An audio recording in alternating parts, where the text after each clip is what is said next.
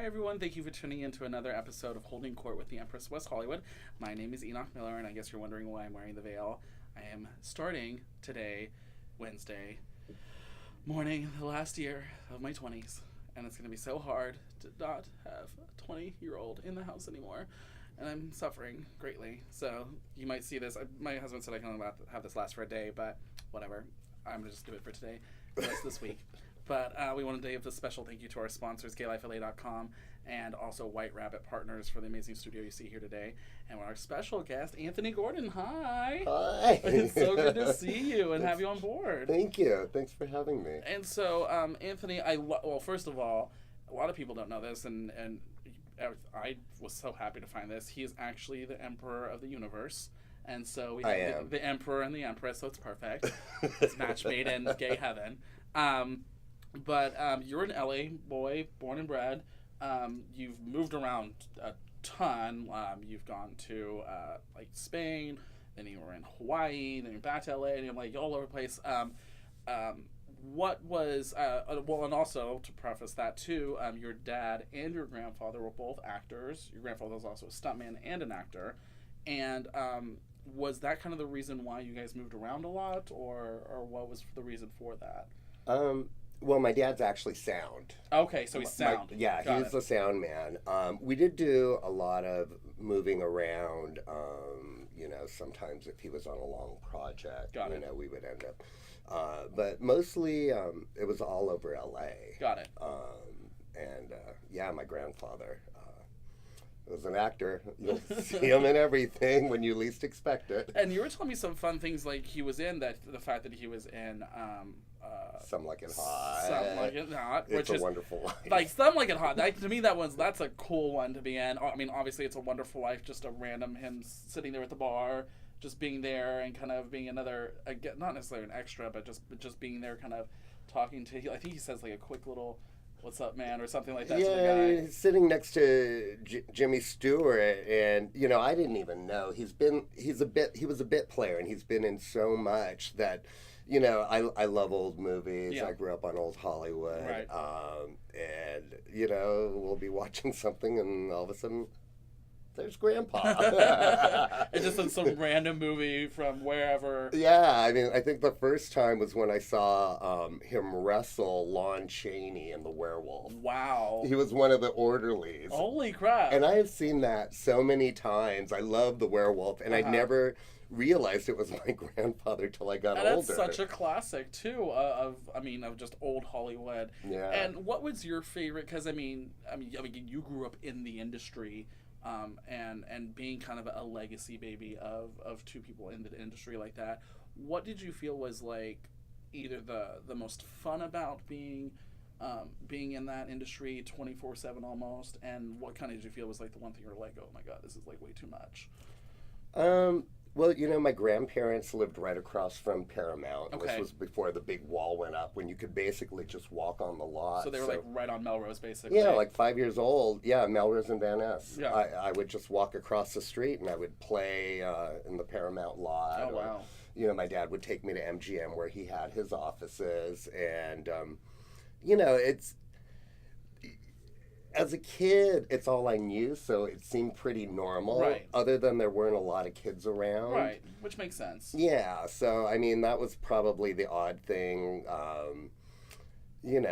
I would go there and I'd play with my ball and throw it up against the wall, not knowing it was a sound stage and they're filming something, and of course the directors and producers come out screaming and then they realize it's a 5-year-old kid playing ball who doesn't know any better. I didn't really know any difference. I think the only time as a kid I realized that I was living a different kind of lifestyle than my friends would be when they would come over and they would see all the celebrities on the wall. Got it. All the autographed photos. Got it. Or I remember my sister at her Sweet 16, my dad was working on Starsky and Hutch. Oh, wow. And he had Paul Michael Glazer. And, what? Yeah, Starsky and Hutch showed up for my sister's Sweet 16. Holy and crap. all the girls started screaming. Well, yeah, I can imagine. And I'm like, what's going on? Because I've been on the set a million times. Right. I didn't, David Soul. I didn't really realize they were stars. Right. Or, that's just what they did. Right. And that's a really good point to bring up, because a lot of times, again, when it's a norm to you, you don't see it as anything other than a norm. What was maybe the first time you ever, it was obviously besides the sister having them come over, but what was, you think, like the one thing that really was just like, oh my God, like, I know these celebrities, I'm like, hey, what's up, watching them on set, like, when was that you were just like, you came to the realization of like, holy crap, I actually have a really like cool outlet to actually reach these guys and these famous actors and actresses? I think that probably happened when my dad tried to put me in front of the camera. Okay. I was just there at work with him, and they needed a kid for, it was like a Target, or I don't know, it wasn't Target back then, but one of those big kind of nickel and dime stores was being robbed. Campbell's. Yeah, yeah, TG and Y. I don't remember, but and so they stuck me in front of the camera to be the little kid that was like going to be kidnapped, and I froze and I just stared into the camera, and they're saying, look away, look away, look away. And all of a sudden I just started bawling. Oh. And at that moment I knew I wanted to be behind the camera and realized what it took for these guys in front of the camera, and that they had something special. They had a talent. Yeah. They were really comfortable being in front of the camera, and they had a gift. And I think that's when I really started to kind of put together that these people are unique. Got it. As a celebrity makeup artist, I like to tell people actors are ordinary people in an extraordinary situation. Which is true. Yeah, it's very true. Yeah. And I think we see that a lot around here, living in LA, living in West Hollywood, because it's like they're at the shops we're at, they're at the restaurants we go to, they're at the bars and nightclubs, or just hanging out on the street. They're anywhere and everywhere. Like just the other day, for when Will and Grace was relaunched for the series, Megan Mullally was at the Abbey, hanging out, jumping up on the stage, jumping around the pole. It's like things like that. People are like, oh well, that's a normal day. Gaga showing up to Mickey's one night for her monster stuff. It's like things like that for us are a little. We're not necessarily jaded by it, but we're a little bit kind of like, oh, it's kind of normal. And we kind of get a little accustomed to it being like, hey, they're everyday people. They come and do the same things we do, going to the same places. And it's just, but you're right, it's the extraordinary things they do, from the acting to the film to anything and everything in between. Yeah, and I think, the great thing about West Hollywood, because we are accustomed to seeing them, and people aren't starstruck, as if they were in other places. There's a sense of safety for them, and especially today with all the social media, I think it's really important that they feel safe, because your world gets really small. It does. The bigger you get, the smaller your world gets. And my niece, who's an actress, she was the daughter on Mom with Allison Janney, Sadie Calvano, who's now killing it, becoming a movie actress. I try and really keep my house safe for her to come over, and take her to places where she'll feel safe and not, where she can just be herself, and she doesn't have to be on all the time. And I think that's, she doesn't have to be like, where's the Instagrammer? Where's find my light, find my light. Right. Take a pose every time, step, because somebody's photographing exactly her. And that's, and I feel that's definitely true around here. You have to be very careful as like where your safe spaces are, and finding those places and making them your own. And I do feel bad sometimes when you see someone come in and they're just swarmed by people, and they're just like, I just want to have fun, I'm here to just have a good time, it's my Friday night, like, leave me alone. Go over there. In the early 80s, I was on the first New Wave video dance show. Ooh, this is fun. Yeah, it was called MB3 with Richard Blaine, and basically the show came out the same year MTV did, but it was on regular TV, so it was for people who didn't have cable yet. Got it, okay. And so I was one of the 10 paid regular dancers on that show, and after it aired for a while, it got to the point where I couldn't go into a restaurant or to the liquor store without people stopping me, being, hey, aren't you that guy on MB3?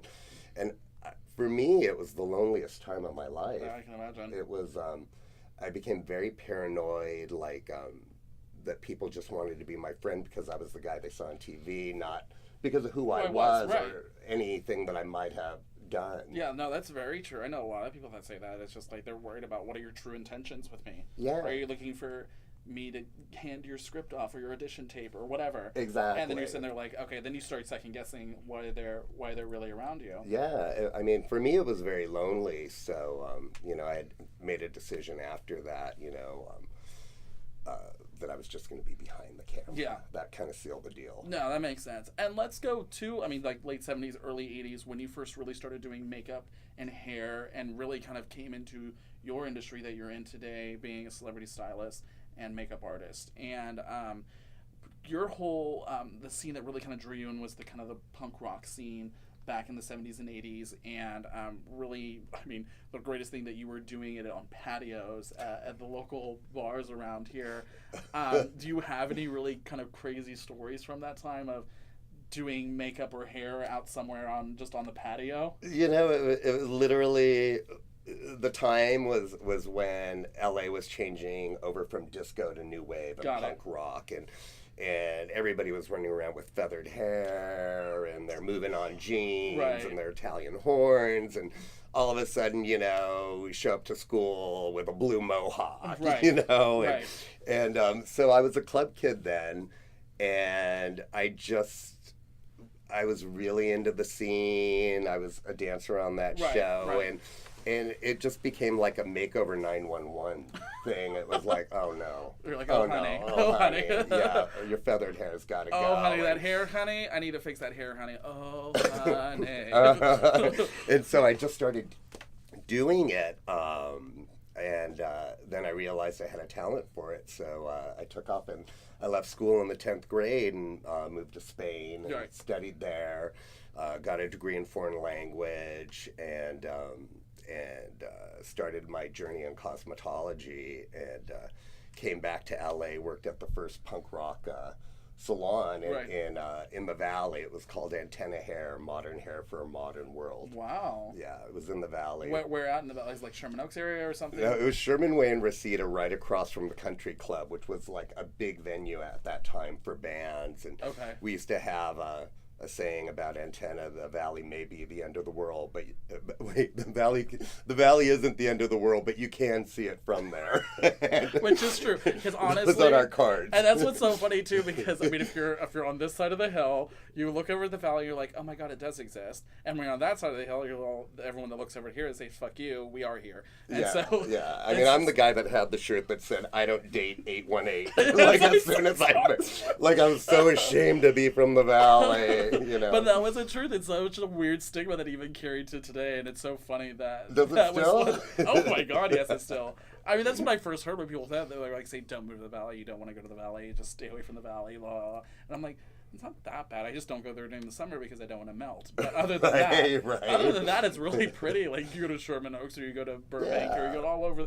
It's a stunning place, but it's so funny because it's so true that there's so many people that are like, "Oh, I don't want to go to the Valley. It's the Valley," and it's like. Not that bad. Oh my god. We used to me and my friends used to pretend we had British accents like then, you know, because we didn't want people to think we were from the Valley, and we'd be all punked out, and you know, hitchhiking was legal then, and that's how we used to get into Hollywood a lot of times. We'd just hitchhike over and speak with these British accents, and we'd be like, oh yeah, this is my demo tape. And it'd be like Adam in the Ants or Duran Duran, you know, something that they hadn't heard of then. I mean, we were just playing this scene. It was so much fun. It sounds like a lot of fun. That's actually really funny. I love kind of you've kind of had this life of this mantra of, and it's a quote you have on your social media, but my life is not a journey to the grave with the intention of arriving safely in a pretty well-preserved body, but rather to skid and broadside, thoroughly used up, worn out, leaking oil, I say gun oil, and proclaiming, wow, what a ride. And it seems like that kind of time in your life really kind of solidified that kind of mentality of you just like have fun, not necessarily party hard, but like, I mean, no, just have a great party hard. There's the 80s, so yeah, party hard. Yeah, I mean, you know, it was kind of tough growing up, and it was really hard for me coming out as a gay man and being who I am, and you know, there were certain stigmas that I just didn't fit into, or I didn't think I could. Right. You know, I wasn't really effeminate. Right. We didn't have any. Really? And I saw pictures of you younger. You're not even remotely close to being effeminate. I can maybe see you like what we call today twunk, where it's like you're skinny but you're hunky. Like it's like a jock and a twink made Sweet Love and produced it. Twunk. It's a twunk, yeah. Okay, so that's a twunk. He was a twunk. But yeah, now from twunk to bear daddy. So. But yeah, no, I can see that because a lot of people, I mean, especially nowadays, you have all these labels, and a lot of people try to force themselves into a label where you're like, I don't qualify as any of this crap. I am me, and just trying to discover your own identity. I know it's hard, especially like when it's an age that doesn't quite accept you being gay and everything like that. Well, and the lack of role models. Right, you know, especially. The only gay guy I knew was when we used to come into Hollywood at the Tiffany's Theater, and I suspect he was gay. He wore a pink tutu and leotards and had a little diamond dog collar, and his name was Fufu.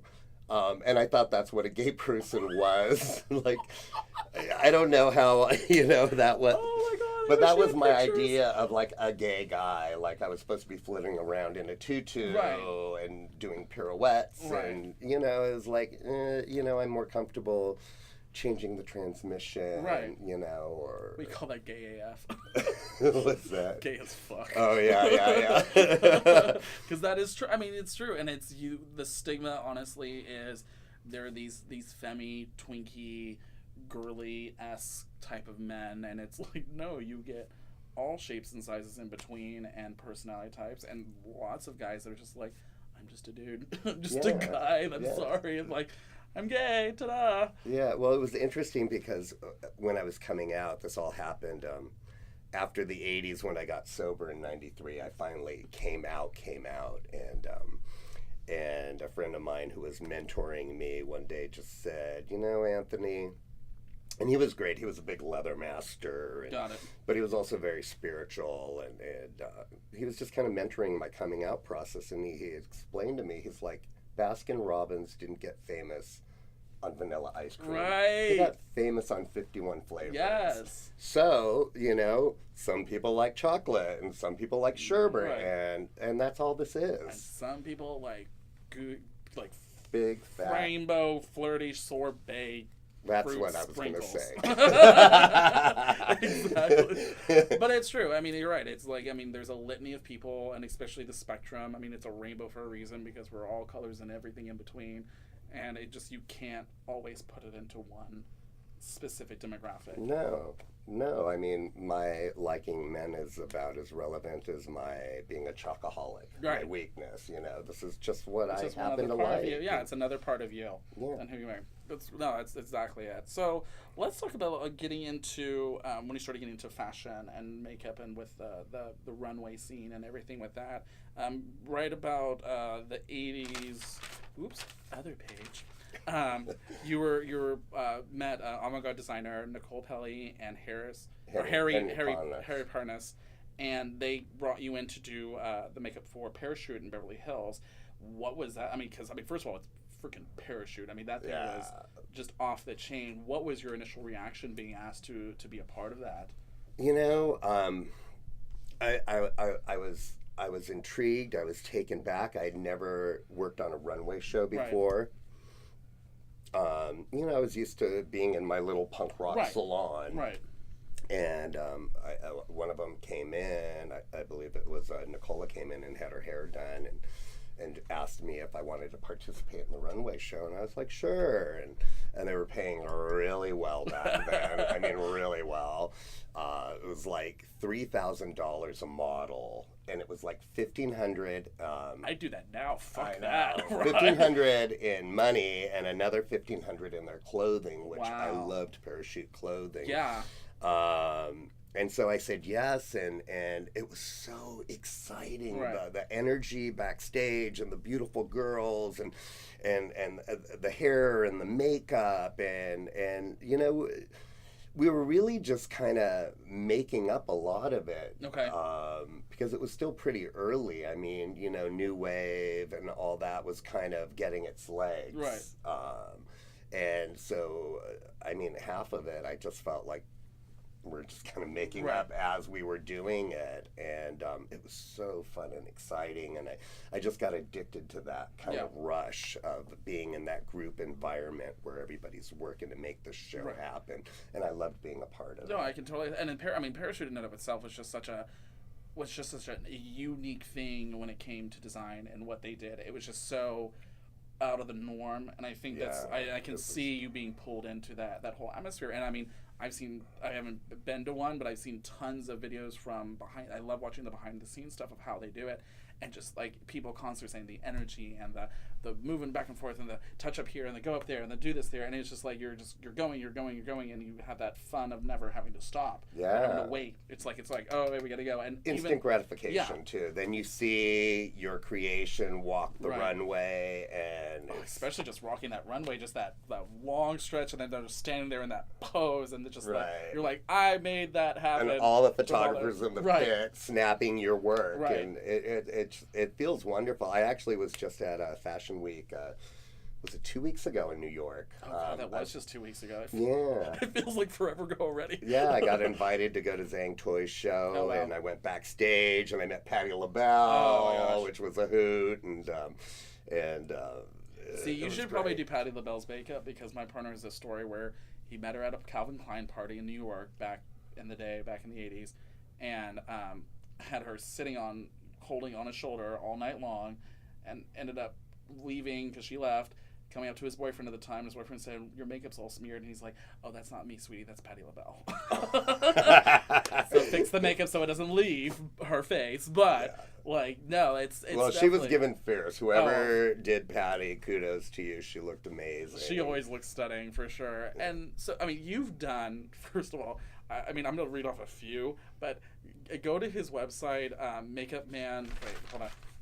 themakeupman.com, and look at who his clients have been. Holy freaking crap. There is not anything I don't think you have painted in this industry when it comes to TV, video, music video, commercials, actors, actresses, all this. I mean, it's like you've done Cosmo UK, you've done Flaunt, Rolling Stone, Moda, Angelino, you've done billboard stuff all around. You did stuff for Super Nanny, for Raven back in the day. Did Russian Vogue a few months ago. Russian Vogue. Oh my God, Vampire Diaries, Beverly Hills 90210, Melrose Place, Gene Simmons, Jodie Foster, Mel B. You've done stuff for Huggies.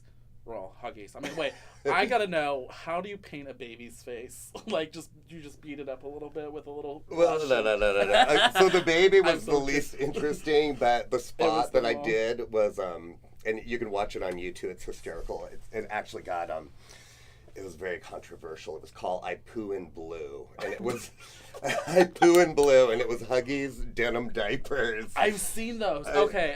Right? So this was the launch of that. And so we decided to do a big fashion thing and make it look very 60s. So one of my assistants gave the model this bubble that came out to here. And I mean, she's a model. She's like a 00. So she looked like a giant... dildo. I was gonna say mushroom. No. Mushroom tip. No, yeah. Yeah, I mean, it's skinny body, this huge bubble. That's hilarious. And so, yeah, the baby, he was great. He was great on his own, But the spot's really fun. So what out of all of the different industries you've done stuff for, I mean, you're going to be doing a ton more, obviously, coming forward, but was there one specific industry that you liked doing makeup for more than the other? I mean, obviously you had a big passion for fashion and runway. Was there anything else that was really like quintessential that you were like, oh my God, I love doing stuff for TV, for music video, for commercial? Like, was there anything like that? Well, yeah, I mean, my commercials I love. I think to my credit, I've contributed to like 14 Golden Lion Awards, which are just a few, which are awards for, it's like the Emmys of advertising. But what I really love doing, you know, and this is just purely as an artist, is I love doing my avant-garde work. I love that too, yeah. I did a lot of work with M Magazine in Sweden. I'm actually going to be going to Sweden in a few weeks to launch a cosmetic line and shoot their avant-garde imagery. Oh, really cool. And I love branding. Yeah. I love branding, whether it be working with a band. I worked with Van Halen for a while. And, Jesus. you know, I love taking bands and kind of molding their look and their shtick. I mean, everything from that to a cosmetic line. I worked with Peter Arnell. Oh, okay. Yeah, who did like McDonald's I'm Loving It, Reebok, Apple, you know, huge brander. And I was always intrigued watching Peter work. And so any opportunity I get to play in that realm. I mean, I think even prior to that, like even what got me into makeup was when I first moved to Spain. And I saw Stephen Strange in Visage, and it was like music, fashion, dance, all kind of wrapped into one. And I thought, that's what I want to do. I just want to transform people. And I think that's why when I was at the nightclubs, that's what my shtick was. That makes sense. No, I totally see that. I mean, it's just, and I also love when you do a lot of your prints and the stuff you do for editorial. I mean, your colors are just so vibrant and bold, and your faces are just, they're statement faces. They're not like more of like, oh, I'm doing all this like done up stuff. No, it's like you do the makeup, you make a point to do it to where it just stands out, and that face is just, and we've probably shown already, but they have a bunch of pictures I kind of put together of some of the different looks. Like you've done stuff for like Christina Aguilera, you did shoot for her. The Vampire Diaries was my favorite of them laying there in the grass with the that really cool. Just I mean, who knew? I mean, it's just who knew? So when crazy. we got Vampire Diaries, I was shooting a bunch of shows at the same time, doing all the billboards, and we thought 90210 was going was going to be the big one. Oh well, I mean that's still a Misha big one. Barton, And, well, even Ashley, Melrose Place too. I mean, Beverly Hills 90210, Melrose Place, Vampire Diaries. I mean, you just Vampire Diaries was the show we were like, it's not going to do anything. Yeah, whatever. You know, this vampire thing's going to go away. You know, and that was the one that blew up. Yeah. But yeah, it was really fun. It was a crazy day. We had a huge team. Those boys. Those boys made it. Ooh, they had some really cute boys in that one. Yeah, they were super nice too, I gotta say. They were nice people as well as, you know. It's a great, and it's honestly... It's like, I hate you, you're pretty and nice. Well, really. That's the truth. I mean, that's what it's great when you get the people like, because I hear too many horror stories of people working with either actors or people that have some sort of celebrity to them, and they're just like, they have this like ego, and you're like, I'd rather work with you if you're fun and cool about it and actually made me enjoy what I was doing instead of, here's your fucking face. Like it. Well, Hollywood has a great talent for turning nice people into assholes. They do. You do. You are what you eat. So that casting couch doesn't fill itself. So with the makeup industry, especially going from the 70s to today, what do you feel has been either the greatest changes or just like one thing that you saw from then to now that is like night and day different, or just some of the differences? Yeah, I mean, it's a hugely different industry. So when I started, there wasn't really makeup schools. Got it. Like you could go get your cosmetology and they might touch on, well, this is a lipstick, but we're not going to show you how to do it right, but this is what this is, you know? And so the craft was really passed on from artist to artist. Makes sense. Okay. You would have to apprentice somebody, and, you know, not all of them were nice. I mean, they would torture you to see how badly do you want it. Right. And, you know, be standing there just holding somebody's eyeshadow palette to see how they do eyeshadow. Wow. You know, once you know the secret handshake, because half the time you'd be assisting them and you'd have to be outside waiting, and then they would call you in when they just wanted you to powder it on set. But, oh, wow. So it was kind of a secret society. It was handed down from artist to artist. Some people were really great as far as sharing information. And then, you know, fast forward, now we've got makeup schools everywhere that are putting out 1,000 makeup artists every month. And, you know, plus now we have Instagram, YouTube. YouTube tutorials for days on all that stuff. Yeah, I mean, so I think what has actually ended up happening in the industry is we have such a saturation of artists, and people that are just too ignorant to know what to charge, and they're forcing the rates down. Right, which I can see that. Yeah. Because they just want to be noticed. Right. I mean, I'm looking on different websites just because I like to look, and brides are saying, "Do my makeup in my bridal party for exposure." It's like, what? Yeah. Like, are you kidding me? Like, I turned down Lady Gaga because it was a free job. Wow. It's like, I'm not going to do your wedding because it's free. Right. I think at this phase of my career, I've taken a couple of bullets just because I have a magic number that I will work for and what I won't. And I feel like the people, and like things like Glam Squad, it's like they're driving the rates down in the industry. Well, I feel Glam Squad's a little bit of paint by the number. Yeah. A little. And no, all tea, all shade. But it's like, and a lot of them, they've turned into this thing of like, they give you a palette form or a little paint, and you do how they do it, and it's pretty standard and basic, and it's just, you see it across the board everywhere. Yeah, I mean, I have no idea what it is they do. I just know when I look on the site and I see $75 to paint a face, I just wonder, well, what is the commission for the artist? Right. Like, let's say Glam Squad took, let's just about 50%, of $70. That means the artist now is making $35. Well, what was the cost of the makeup? Right. To get where you had to go to park, right. Blah, blah, blah. And Especially how many faces can you do in a day? Right.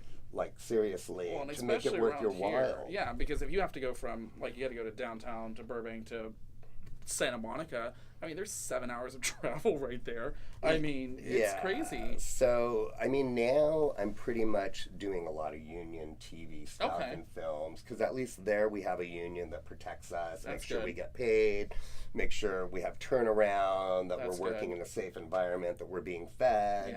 Yeah. So everything I've been doing lately, with the exception of Sweden coming up, has been a union job. Which makes sense for that, because it's like, I mean, it's one of those things you've really got to be careful with, because you don't want to, it's fine. You can just stick it up there. You're all good. I think it came unplugged. It came on from that. We're gonna touch him really quick. Just give it 1 second. Do we have the sultry music? Yes. It just came out of here. It'll build up. I'll do it like this. Wardrobe malfunction. Woohoo! Yay, Janet Jackson. Party. Sorry, it's my statement piece. But no, that's the thing. It's like a lot of the times people don't. They don't take the time to, first of all, like you said, don't take the time to really practice their craft. They're trying to make it big now, and they don't want to do the work in order to build themselves up into to this. I mean, again, it's a very prestigious industry, because you guys are really what makes. You can have a beautiful dress, you have a beautiful all this. If you don't look from head to toe great, it doesn't make the outfit. Right. Or the same thing with editorial, or the same thing with commercials and stuff. If your face isn't put together the right way you're supposed to put it, it doesn't complete what you want it to complete. Yeah, I mean, I'm a huge advocate when I mentor new artists. I'm always trying to remind them, don't take a job that's above your head. Right. That, unless you can hire a crew. Right. And then hire people better than you, or right. more experienced than you. Right. That's definitely smart. Yeah, I mean, because you have one reputation, and I'm seeing people kill their careers before it's even started, because they're making stupid mistakes, and it's like, with the internet and everything like that, and people reviewing everybody. Right. I mean, you're only as good as your last job. Yeah, no, that's the truth, for sure. And especially with people can, in an instant, worldwide ruin your name by one bad review or one really thing, and then they add a picture, they add all this stuff, and they start going, they send it to all their friends. If they have thousands, I mean, right then and there, you could ruin a career very quickly. Absolutely. So, you know, I try and advocate staying in your lane, work with people more experienced than you. So, you know, it is like assisting, you know, where you can start learning these tricks and different things that we do, you know, to get you to that level where you can charge what you should be charging for the job. No, that totally makes sense. And then for you being, I mean, obviously a gay man in an industry that's typically, I mean, I would think typically more women than men, or is that even different? Well, I think what's changed is when I started, believe it or not, the movie industry was very homophobic. No. It was, you know, it was definitely the boys' club, and I can being, totally see that. Yeah. you know, the gay hairdresser or makeup artist was not a good thing. Got it. I mean, and I think that, you know, also I experienced that, and that kind of kept me in the closet. Got it.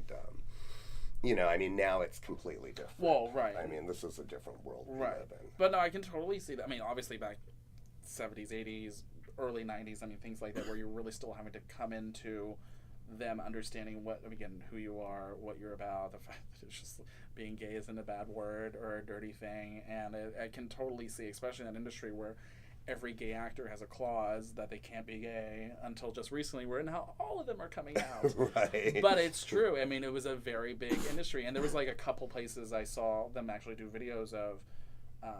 They did a movie about a guy, an actor in the 70s, having to come out, and the fact that it ruined public opinion because it was supposed to be a family thing, and they made it all this stuff. So what do you feel was the hardest part working in this industry, either not coming off as gay or not trying to come off as gay? Like, what was the hardest part being an LGBT individual during that early time in your career? Probably trying to hide it from my dad. Oh my gosh. So my dad and I worked on a TV series in Hawaii and a movie. And, you know, at night I would go to the gay bar. Right. You know, Hamburger Mary's. Ah, you know. love some Marys. Right. This is Hawaii. So, you know, you're on an island. It's a small town. Right. Everybody knows everything you're doing. Right. Like, I would go to the movies and somebody would be like, "Oh, I saw you at the movies. What did you see?" And I was like, "You did?" And they're like, "Yeah, we saw you in line." It's like there's nothing you can do there. There's no escape. Yeah, exactly. You're on an island. That's why I hate Survivor. Right. But I remember I was working on this movie and I was Kathy Ireland's personal doing her hair. Okay. And, you know, my dad would be like, "Hey, the guy said they saw you in front of that gay bar, Hamburger Mary's." And I was like, "Oh, yeah, you know, I'm just hanging out with other hair and makeup people, you know." Totally lying. Right. And I, you know, I was working with Kathy, and Kathy was so great. You know, I was telling her about that. And then one day she invites me in her trailer to take a nap with her. So we're on break. I'm napping with Kathy in her trailer, and you know, we're just buddies. Right. You know, I'm her hair guy. I mean, come on. And Her gay hair. Right. It couldn't have been timed better. We're both coming out of her trailer. Kathy's hair is out to here because she's sleeping. My hair is out to here because I'm sleeping, and my dad's standing right there looking at us. And I just see him go to his buddy. Like, that's my boy. That's my boy with the supermodel. Until later. Yeah, I was like, "No, Dad, I'm just doing her hair." Sorry. Sorry. Yeah, but she was wonderful. When did you finally come out to your family and everything with that? So, you know, I went through the 80s. I tried to come out during punk rock. And in like 1981, like the big trend was to be bisexual. Like everybody was saying they were bisexual, even though they never did anything with the same sex. So I thought that was a good time, and it was a huge backlash for me with my group of friends. Mm-hmm. And so I kind of went back into the closet, and I think it was a huge thing for me. And I think that's when my partying and drinking really took off. Yeah. And then fast forward to the 90s, you know, I got sober in the early 90s, and I went through a treatment place, and I remember the head of it had said to me, she had said, if you could be gay, have the choice to be gay or straight, what would you be? And I said, straight, of course. She's like, you're a homophobe. I'm like, what do you mean? She's like, why wouldn't you just choose to be who you are? Wow. Like, what makes you think life would be any easier if you were straight? And then they had drag house cleaning on Sundays. Okay, so this ought to be good. Yeah. And so the whole house came together, and they made me up in drag, and I'd be out in the front yard raking leaves, to the recovery home, and people would be honking and waving. Is this how we got Testicle? It kind of was the start of Testicle, yes, yeah, and all of a sudden it was like I realized, you know what? Don't take yourself so seriously. Okay. Have fun. And then it was also, people at that time were still dying from AIDS. Right. And I got involved with Best in Show. Right. I hung out with the guys that created it, and they were all getting up in drag and putting on shows and raising money to help people, with AIDS. And it's just become a running thing, and I've been to that show almost every year since its inception, pretty much. And you can see him coming up here soon in Best in Show as Miss Tickle. Oh, no. But I will be there supporting the cause. We're going to make him be Miss Tickle. Not till I'm on stage. That's what he said. Show me the check, I'll show you the heels. Right. I think, who says that? I think it's Alyssa Edwards. I don't know. They all say that. But fast forward a little bit to just recently, actually, you found your husband, Roger, and you guys have been together for how long again, remind me? 14 years. 14 years. And it's, you guys... beautiful relationship, so great, and then unfortunately he had some medical issues that came up, and then you, through your discussions of everything with that, ended up bringing to your family Ben, who's your boyfriend as well, and kind of this really unique polyamorous relationship between the three of you, and kind of explain, I know you've told me before, but kind of explain to us how, first of all, you met Roger, and then how Ben came to be part of your guys' family with that. So... this is a funny story. When I met Roger, he was managing Cuffs. Okay. Yeah, the seediest bar in Los Angeles. It's like next to Melrose Spa. No, yeah, exactly. It was really, really seedy beer bar. And, for a year, one of my buddies was trying to set me up with him. I was like, dude, I'm not going on a blind date. So this guy takes me out on a date, and he decides to take me to his church. Well, first of all, I'm Jewish. Oh, okay, no. we are not having that. But it was like, all right, he was big, hot, blonde rugby player. Let's go. Okay. So he takes me to his church, and I'm sitting there, and 3 rows behind me is this guy that I keep making eye contact with. And so at the break, I said hi. I decided to dump the guy that I was on the date with. Like, no, this isn't going to work. And I thank God I brought my skateboard. And skateboarded home, and on the way home, I saw this guy again. And that happened to be the guy they were trying to set me up with for a year, Roger. Wow. And then a week later, I went to the beach, and I was about to jump in the ocean, and we almost ran smack into each other. Wow. It was like, oh my God, hi. And the universe is like, listen, dummy. Yeah, exactly. Well, it's really funny, too, because my mentor was telling me, you know what, you've got a broken picker. Why don't you just put it out to the universe that you meet... That's true, though. That's so true. That's a great idea. Yeah, that you meet the right guy. And so then Roger was presented to me again. Wow. So we started dating, and I guess the thing that cinched the deal was at that time I had a pre-cancer. And okay. And my doctor wanted to zap me for 6 months with chemo. Wow. And so Roger wanted to date me, and I was like, no. I don't want anybody to see me like this. Right. I'll see you in 6 months if I survive it. And Roger begged to be my caregiver, and so wow, he ended up taking care of me for the 6 months I was on chemo. He made me join a softball team while I'm on chemo, took me to tournaments around the country. On my sick days, he figured out how to get me out of the house. Wow.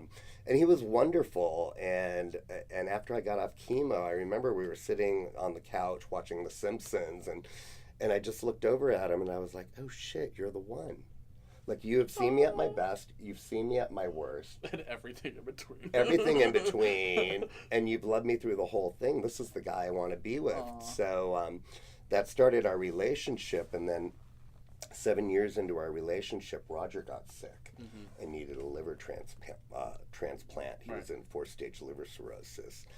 And, you know, it was an incredible, it was horrible and it was wonderful. It forced me to turn into a man. I started doing things that I didn't think I could do. Like, I really didn't think I was capable of caring for somebody that was so sick. Right.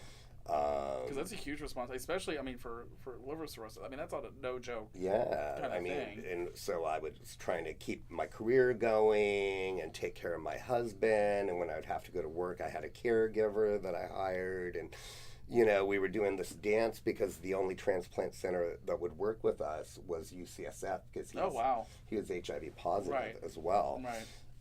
So everybody else around the country had turned us down, and you know, I called UCSF. So every 8 weeks we would go up to San Francisco for a week so he could be checked up, and it'd be like, okay, we'll let you know, when you get sick enough, if a donor shows up, you know. But the truth of the matter is, you know, they do about 100,000 transplants a year. Yeah, I know, it's huge. And the amount of people that die waiting for them. It's even bigger. Yeah. And I'm a huge advocate for donating organs. And so anyways, after 7 years of, literally one night we were both just talking and it was so bad. And it was just like, honey, I'll do whatever I can to keep you comfortable. But, you know, it's been 7 years. He was much sicker than his numbers. And the whole MEL score thing's a flawed system. It's a mathematical equation.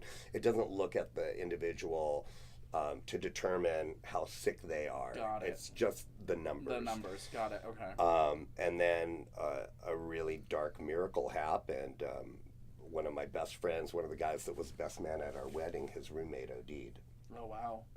And they were going to take him off life support, and he had talked to the family and had mentioned that he knew somebody who'd been waiting 7 years for a liver. Holy shit. And if it was viable, would they donate? And so literally on a Friday night at 9 o'clock, we got the call from the surgeon. He's like, you need to come up here now. You know, I really don't think this is, but, you know, on the off chance, on the 7% chance that this may be viable. And ready to go. Right. So literally we grabbed our overnight bags. We got the last flight to San Francisco, the last 2 seats, went up there, you know, at midnight. They started running all the tests. The family kept the donor on life support, and at 6 in the morning, you know, when everything turned out that this could be viable, they pulled him off life support, and they were like, yeah, we're going to do it. And next thing I know, my husband had a liver. Wow. And, you know, it's been hard because it's not the ideal liver. Right. You know, this is a high-risk donor. Right. So it has been problematic, but you know, he has his life back, and he's being of service. He's volunteering at Cedars for people that are potentially going to be in his situation and get a transplant. And and so during this whole time, you know, he wasn't really interested in sex Makes sense. He's sick. Yeah, call him crazy. I don't know. Sorry, I can't put out. Yeah, I'm dying I have here. other Thank you. priorities. Yeah, excuse me. I need to breathe first before. Get off of me. But you know, during that time, he was like, "Honey, you need to blow off some steam. You know, go out, find a friend. You know, whatever." Right. And you know, so every now and then I would play around, and then at one point I just looked at Roger and I was like, you know, I just wish we had one friend. Yeah. Like, you know, I don't want to do this tricking thing. And Ben, who I had been friends with on Facebook, and we're relatively in the same industry. He's a commercial director and a photographer. Had kind of followed our story, and he was leaving his relationship, and he was filming a commercial here. Okay. And he wanted to meet, and I was like, you know, I'm not leaving my husband, you know, no, you know, I mean, I'll fool around with you, but we're not going to coffee, we're not seeing a movie, we're not, you know, that's too intimate. Right. But It's an actual relationship. It's, right. And he wouldn't have it, so, you know, we I guess had a date, and then Roger happened to be in the hospital at that time, and I had to go see him the next morning, so Ben wanted to come, and Ben started working with Roger, teaching him to meditate. Oh, wow. And Ben's super spiritual, and Roger started getting weller and weller and weller, and Ben was relocating and trying to decide, well, do I go to New York, Chicago, LA? Roger was like, oh, we got a 3-bedroom house, move in with us. I'm like, Roger, no. Stop. Right. You know, I grab Roger, I take him outside, and I was like, Roger, Ben wants to date me. He can't live here. Right. You know, and Roger's like, you know what, honey? He's like, I love you, and I love Ben. He's like, I know you're not leaving me. Right. You know, and I want Ben to be part of our lives. Oh, so it was actually the two of them that decided, and I was the last one on board with it. That's so cute. And it's been incredible. Ben and I are coming up on 2 years. We have an incredibly strong family unit now. Roger couldn't be happier. I think Ben's pretty happy. Yeah.